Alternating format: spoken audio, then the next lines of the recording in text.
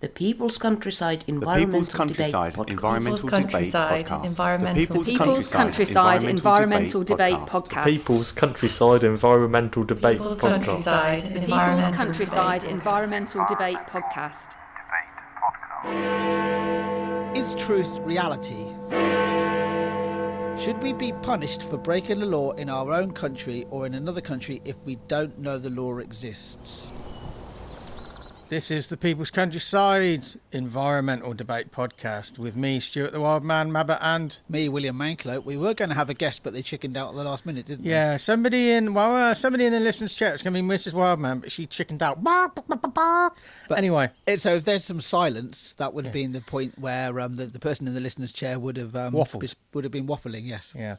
And this is a slightly strange episode or recording for us, because normally we record 2, 3 or 4 episodes back to back and then release them periodically.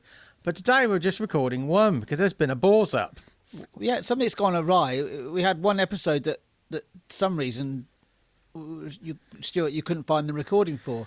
Yeah. This will be one of the only, I think, the only time we've ever actually looked at the question. Apart from the other day when we looked at your friends about the tree. Oh, Richard's, yeah, but Richard, we knew yeah. that was part of an email, wasn't it? Yeah. But yeah. But we've seen this question before because we've recorded this episode before, but we don't remember recording this episode. And the recording is completely vanished. Yeah, and the system we've got of the saving of the recordings didn't pick up that there was a spare recording we haven't used, or that there was one missing. So here we are. We're going to actually read this question again. We don't remember the question because we don't remember recording it. So even though we have read it before, we don't remember reading it before. Exactly, yeah. But we'll go straight into this first question, and it's a lovely village, isn't it, in Oxfordshire? I mean, sorry, town. Yeah. So it's John in Charlbury, Oxfordshire, who sent the following question in: is truth reality? Now, this podcast is made up of listeners sending in questions, and we try and answer them cold without seeing them, and we try and bring them back to the environment in some way. But I suspect this question isn't something we can bring back to the environment. No, not really, no. Because the answer is going to be, the action we're going to suggest is probably going to be in the question. So what's your thought? Is truth reality? Is truth reality? Well, can you turn the question around, and is reality truth? Is truth reality? That's a really hard concept to get my brain around. Is truth reality? Shall I have a go? I mean, reality is what it is. Reality is the room we're sat in right now. We have these microphones that we're talking into. This person... Maybe. Yeah, that's reality for me. Reality is a set of rules, hidden rules and structures that encapsulate the physical and the non-physical world. Outside of our personal beliefs and maybe even truths. That's reality, yes. Yeah, that's reality. Some people say there's multiple realities, but it's still, reality exists outside of our own perception. But if there are multiple realities, we could all perceive them to be different. But is truth reality? But if we all perceive something to be different, it doesn't mean the reality of what we're looking at or experiencing is different. So reality is something that's outside of our own belief. I'm just working through this. I don't remember recording this last time. I don't either. I don't have a recollection of going. So I'm not sure how something can go missing that we didn't record. I from this question alone, I'm thinking this we didn't record this question somehow. Now, truth, it is a personal interpretation. It's subjective, isn't it? Yeah. Truth. And that interpretation can change without actually us having to admit we're wrong, because it's just evolution. I often say, does anything exist? But that's just my perception. So with all that said, reality and truth, no, they're not the same thing. Reality is something that may or may not exist outside of us. And truth is personal to us. Now, I do remember having this conversation a long time ago somebody said to me they don't believe truth exists. And I said, well, that's a contradictory statement, because if your truth is that truth doesn't exist, that is a truth in and of itself. Yeah, it's a paradox, isn't it? Yeah, I remember having that, and he couldn't understand that. Yeah. So no, I don't think truth is reality, because I don't think they are the same thing. I think truth comes out of reality, but it doesn't necessarily is accurate in its assumption. That's my answer. I have nothing else to add to that. Okay. You've got a lot more to say on this question than I have. But that's all I've got to say. And that's a lot more than I have got to say on this particular question. It's a very deep question, John. Yeah. So there's nothing we can really bring that round to the environment, but no, it's just a nice question to have. Okay. Now I vaguely remember something around this question, so maybe we did record it, but who knows? It's a mystery. We've never lost a recording yet. No.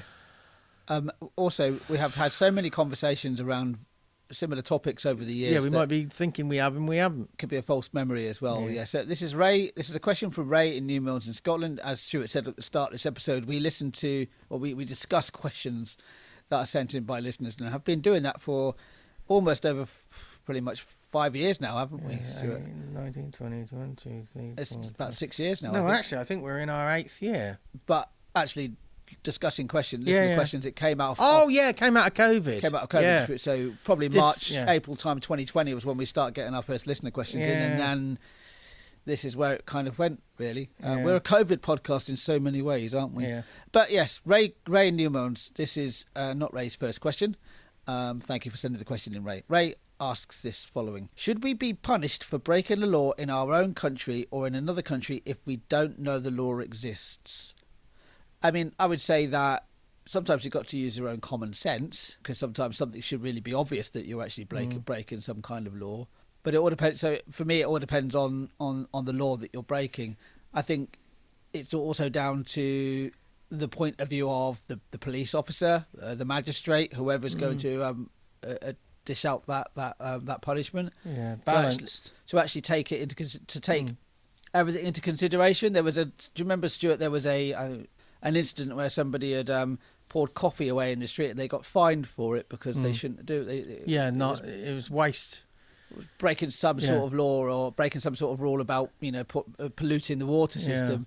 And I thought at that point, well, there's two things that occurred to me. Was one, why have you gone to the press with that? That's an interesting idea. But also, the officers that actually administered that punishment should have used their common sense, really. I think there's some parts of the world where some things are turned a blind eye to, and then it's a political statement arresting people for a misdemeanor, and then so I think the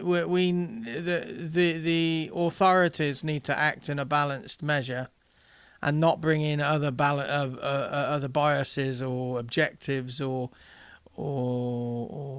targets to skew what they're presented with. There are lots of people out there who pretend, I didn't know, but they're perpetual offenders. Yeah. I mean, there is an argument from the point of view of being unaware of a law. It could just be seen as ignorance. But it just is lack of awareness of that law's existence justification for letting you off. Yeah, but I think case by case basis, I would say. There's assuming 9 billion of us. Can we really have time to do 9 billion case by case basis? Or do we have to lump people in? Well, you're kind of saying that every single person is actually currently breaking a rule. Not necessarily, but they might. Everybody's possible for all those 9 billion. Once we get to there, to break a law they don't know exists.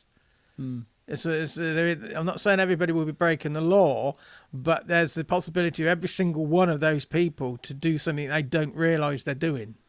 Yeah, but it's all part. I would say it's part of the judicial system, or the actual system of law. Shall we ask Keir Starmer? That you would actually have some, for example, particularly if somebody doesn't have any criminal record, depending on what they've broken, what law they've broken. I've got a Sex Pistols record. That's quite criminal. No, having other records would be very criminal. But yeah, I think there is room for leniency if it is perceived at least that person is or believed, I should say at least, that person is was unaware of what they've done. I think you could still, so for example, if there's a fine involved, you can still fine them, but there might be other things that you can go, actually, this person wasn't aware of this situation, therefore, this point, it should just be an advice, and then a rap on the wrist, as it were, and let them go. So should we be punished for breaking a law in our own country or another country if we didn't know the law exists? Sometimes not. It needs balance and measure. It all depends on what country you're in as well, and the different law systems. I seem to remember, I remember in the UK at least, that if you can actually prove that you didn't know this law existed, you can at least be it will be taken into consideration in the punishment, in the outcome, in the punishment. Yeah, you might actually get offered something because you're literally like, well, this is, if it's a very obscure law, and for example, you're going to get away with it. So that's another episode of the People's Countryside Environmental Debate Podcast without anybody in the listener's chair. Yes, and I'm going to make sure that Stuart definitely saves this one. Yeah, if he loses it again, I'm not going to do this podcast episode again. Well, mind you, we did do one about 10 times because there was a problem with the recorder. Do you remember? Yes. That was really frustrating. That's exactly why I don't want to do this one again. You'd have to do it on your own, Stuart, if you lose this one. But when you think about that first question we did today, I did not remember covering that. It did not come into my mind that we even... I recognise the second question, definitely. Yeah. Maybe because the first one was it's a big and it's also a slightly vague question, I will say. Yeah. Maybe that's why it didn't stick in our mind so much. Fascinating one, though. Thanks, who was it? John and Ray. I'm not going to say who's going to be the questioners next time because I'm so out of sync because this is recording something in the past for the future. Well, and, I could tell you because I can look myself. It's going to be Paula in Norfolk and Richard Mason. Is it? Okay, lovely. That's who it will be next then.